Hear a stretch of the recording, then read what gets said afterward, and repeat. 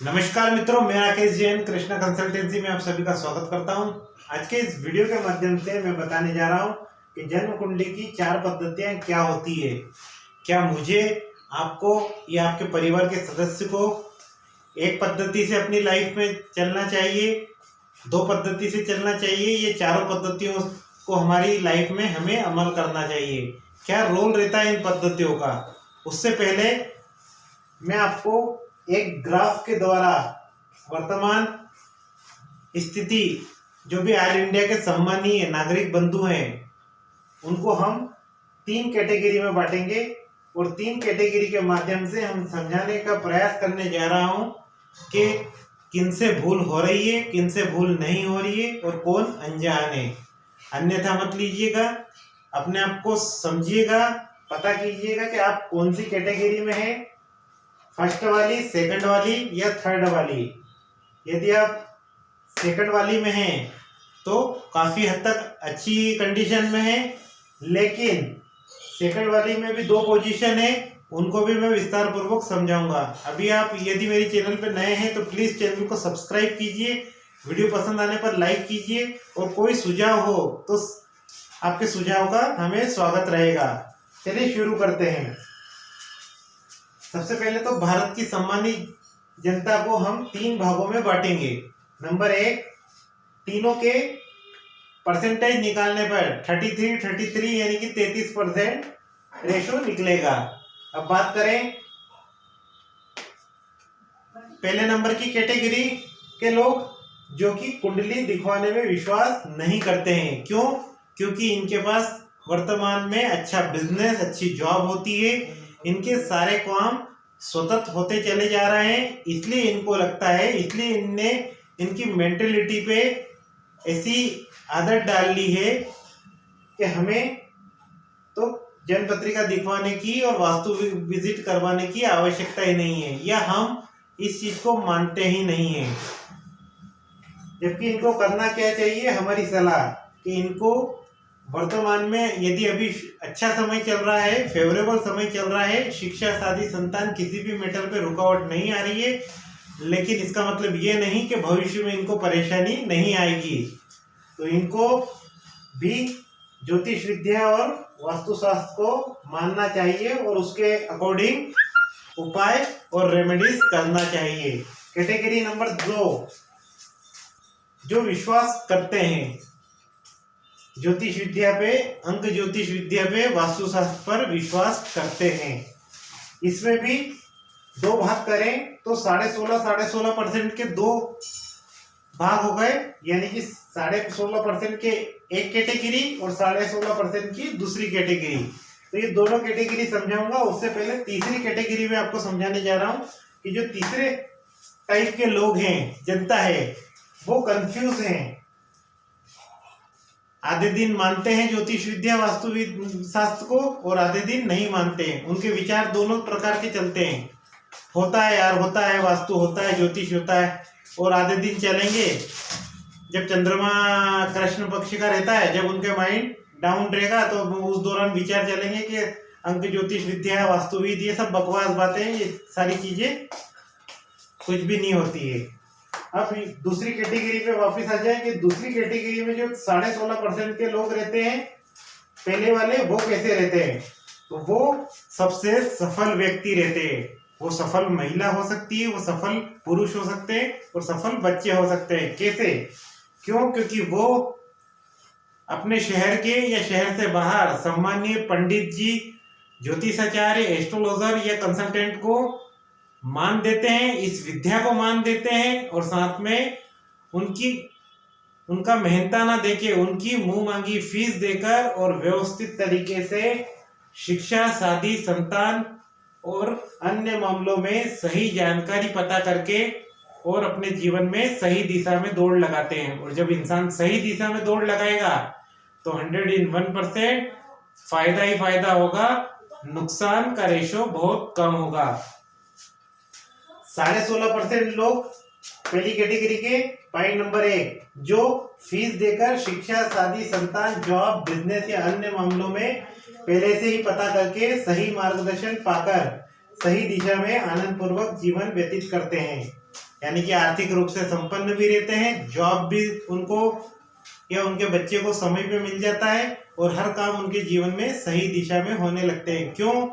क्योंकि वो एक सम्मानीय पंडित जी की, एक ज्योतिषाचार्य की या एक कंसल्टेंट की इज्जत करते हैं, मान देते हैं और इस शास्त्र का मान दे करते हैं और एडवांस में ही फीस देके और सही दिशा में दौड़ लगाना उनकी प्रायोरिटी रहती है।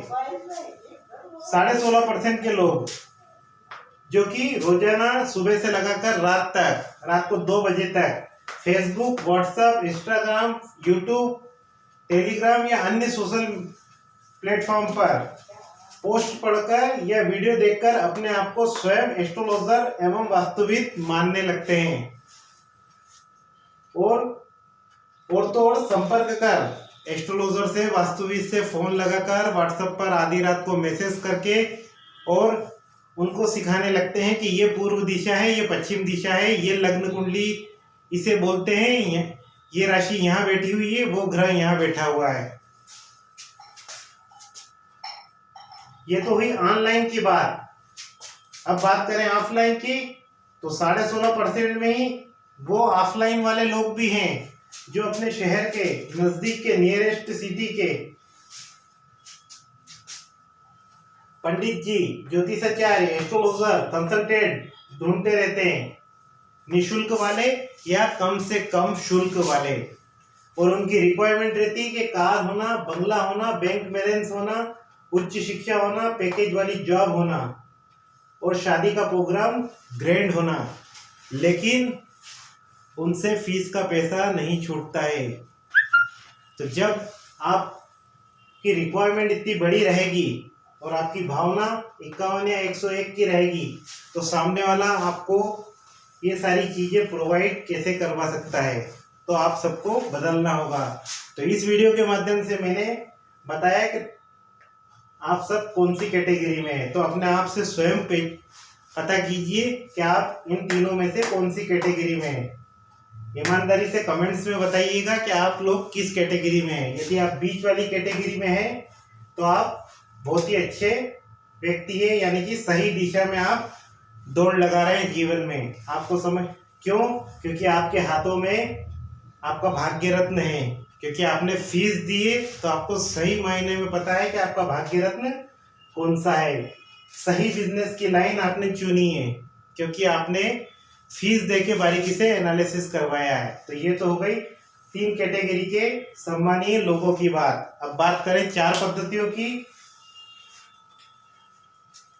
तो वे 4 पद्धतियां हैं अंक ज्योतिष, वैदिक ज्योतिष, कुंडली से वास्तु दोष और केपी पद्धति। अंक ज्योतिष यानी कि हमारा नाम, हमारे बिजनेस का नेम फेवरेबल है या नहीं हमारी जन्म पत्रिका के अकॉर्डिंग। वैदिक ज्योतिष यानी कि फर्स्ट इंप्रेशन में जब हमारी निगाह जन्म पत्रिका पर पड़ती है तो उसमें बैठी हुई 12 राशि, 9 ग्रह और ज़्यादा से ज़्यादा उसके नक्षत्र, इन तीनों के बारे में पता करना और इनका हमारे जीवन पे क्या इफेक्ट है फर्स्ट इंप्रेशन में, उसे कहते हैं वैदिक पद्धति। ये हो गई दूसरी पद्धति। तीसरी पद्धति यानी कि केपी पद्धति, यानी कि जो ग्रह राशि में बैठे हैं, जो नक्षत्र में बैठे हैं, वो कौन से उप नक्षत्र में और कौन से उप नक्षत्र में बैठे हैं और फाइनलाइज हमारे जीवन का क्या काम कर रहे हैं, शिक्षा, शादी, संतान, हर मैटर पे फाइनल निर्णय क्या ले रहे हैं, वो हो गई तीसरी पद्धति जिसे बोलेंगे केपी पद्धति, कृष्णमूर्ति पद्धति। अब आ गई बात चौथी पद्धति जिसे बोलेंगे वास्तुशास्त्र, जिसमें कुंडली से वास्तु भी आ गया, यानी कि आपकी जन्म पत्रिका से आपके घर का वास्तु पता करना और उसे दूर करना। आप चाहे इंडिया के या विश्व के किसी भी कोने में रह रहे हैं, यदि आपकी डेट ऑफ बर्थ परफेक्ट है तो आपको सही वास्तु दोष आपकी जन्म पत्रिका से पता चल जाएगा। और एक हो गई वास्तु शास्त्र, और वास्तुशास्त्र यानी कि पेट्रोल, आपकी गाड़ी का पेट्रोल। ज्योतिष विद्या आपकी गाड़ी है, कार है, और वास्तुशास्त्र आपका पेट्रोल है। गाड़ी कितनी भी लग्जरी हो और यदि आपकी कार में, गाड़ी में पेट्रोल ही नहीं है तो आप 1 इंच भी नहीं चल पाएंगे। इसे ज्योतिष और वास्तु के नजरिए से समझिए कि आपकी महादशा अंतर्दशा चल रही है और आपके कार आने के योग है, लेकिन आपके घर का उससे रिलेटेड, उस प्रश्न से रिलेटेड जोनी फेवरेबल नहीं है, तो वो कार आपकी नहीं आ पाएगी। खाली माहौल बन जाएगा, विचार बन जाएगा, देखने चले जाएंगे, बैंक से पैसा निकाल लेंगे, कुछ भी सांसारिक अड़चने आ जाएगी, लेकिन आपकी कार नहीं आ पाएगी। यही बात लागू होगी आपकी शिक्षा पे, आपकी संतान पे, एनी टॉपिक पर। कि जन्म पत्रिका की के माध्यम से महादशा अंतर्दशा आती है और उस घटना को, उस अच्छी बुरी घटना को फाइनलाइज आपके घर का वास्तु। तो इसीलिए कहते हैं कि जैसे हमारे घर का वास्तु होगा वैसे हमारी भावना होगी।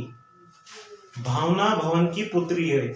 आशा है आपको हमारा ये वीडियो पसंद आया होगा। पसंद आया तो लाइक कीजिए, पसंद नहीं आया है और कोई बात चुभने वाली लगी हो, जबकि मेरा मकसद आपका अपमान करने का नहीं है, बल्कि ये समझाने का है कि आप अपनी कैटेगरी पता कीजिए, और यदि आप अपने जीवन में शिक्षा, शादी, संतान, जॉब, बिजनेस या अन्य मामलों में सही दिशा में दौड़ लगाना चाहते हैं, अपने हाथों में सही परफेक्ट रत्न धारण करना चाहते हैं, तो किसी भी देश के किसी भी सम्मानित पंडित जी को, ज्योतिषाचार्य को, कंसल्टेंट को, एस्ट्रोलॉजर को उनकी कीमती समय और अथाह मेहनत का मेहनताना दीजिए। धन्यवाद मित्रों।